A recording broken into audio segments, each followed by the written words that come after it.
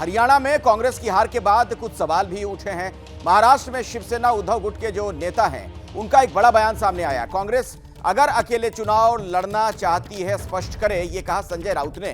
तो कांग्रेस की हार के बाद सवाल उठ रहे हैं। महाराष्ट्र में शिवसेना उद्धव गुट के जो नेता हैं, बड़े नेता संजय राउत, उन्होंने कहा कि कांग्रेस अगर अकेले चुनाव लड़ना चाहती है तो स्पष्ट करे।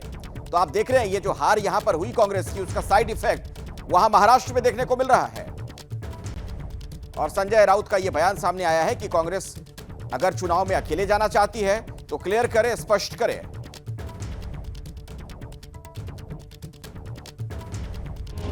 हरियाणा में हार के बाद कांग्रेस पर उद्धव की शिवसेना का निशाना सामने आया है। सामना में संपादकीय में कांग्रेस नेतृत्व और हुड्डा पर निशाना साधा गया।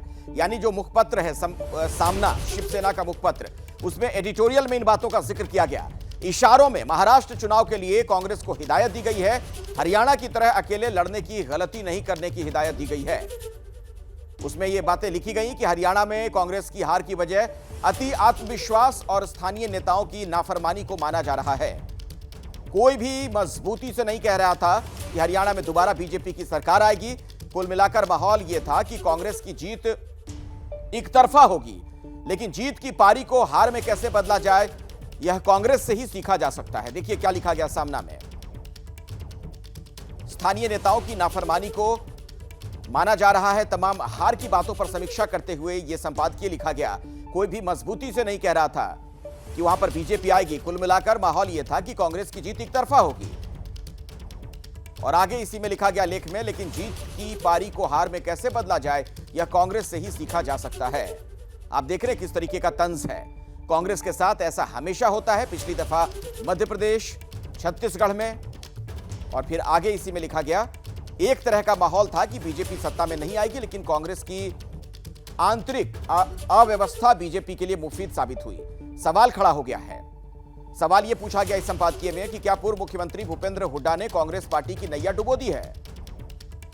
श्रीमान हुड्डा की भूमिका इस तरह थी कि जैसे कांग्रेस के सूत्रधार वही हैं, जिसे चाहें वही उम्मीदवार होगा। तो ये तमाम बातें उसमें लिखी गई। मेरे साथ इस वक्त हमारे सहयोगी गणेश ठाकुर मौजूद हैं। गणेश, कुल मिलाकर बड़ी बात यह कि जो हरियाणा में हार हुई कांग्रेस की, उसका साइड इफेक्ट दिखने लगा महाराष्ट्र में। जी बिल्कुल, और ये होना ही था क्योंकि कांग्रेस उद्धव ठाकरे के मांग को लेकर विवाद चल रहा था या वाद चल रहा था। उद्धव ठाकरे लगातार कह रहे थे कि मुख्यमंत्री पद का चेहरा उन्हें बनाया जाए, ज्यादा सीटें शिवसेना उनके पार्टी को दी जाए, लेकिन कांग्रेस लोकसभा के परफॉर्मेंस के आधार पर इसे मान नहीं रही थी और ये कह रही थी कि कांग्रेस लड़ेगी। लेकिन अब हरियाणा में जो हार मिली है, उस हार के बाद कांग्रेस पर दबाव तंत्र शिवसेना उद्धव ठाकरे गुट की साफ कह दिया गया है कि अगर कांग्रेस अकेले लड़ना चाहती है तो स्पष्ट करें। कांग्रेस को खुद पर गर्व था और खुद इंडिपेंडेंटली हरियाणा में जम्मू कश्मीर में सरकार बनाने की उनकी जो सोच थी, इसी वजह से छोटी पार्टियां, रीजनल पार्टियां थी, उनको हरियाणा में साथ में नहीं लिया गया और उसी का नुकसान उन्हें हुआ। और अगर महाराष्ट्र में जीत हासिल करनी है तो कांग्रेस को ये समझना होगा कि हरियाणा की तरह यहाँ समीकरण नहीं बैठ सकते हैं, यहाँ भी नुकसान होगा कि अगर वो अकेले लड़ती है तो ऐसे में हरियाणा को लेकर एक तरह से तंज भी कसा है कि खुद पर इतना गर्व था, उसी गर्व ने हरियाणा की सीट, हरियाणा राज्य उनसे कांग्रेस ने छीन लिया। अगर साथ मिलकर लड़ते तो सही होता, हरियाणा में हार नहीं मिलती। और महाराष्ट्र में उन्होंने स्पष्ट कहा है कि अब मुख्यमंत्री पद का चेहरा जल्द से जल्द स्पष्ट करे। कांग्रेस अड़ी हुई है, यानी तीनों पार्टियों के हाथ बैकबोन में है, उसके बाद इस पर कोई नतीजा है, ऐसी मांग भी उन्होंने कर दी है। एबीपी गंगा, खबर आपकी, जुबान आपकी।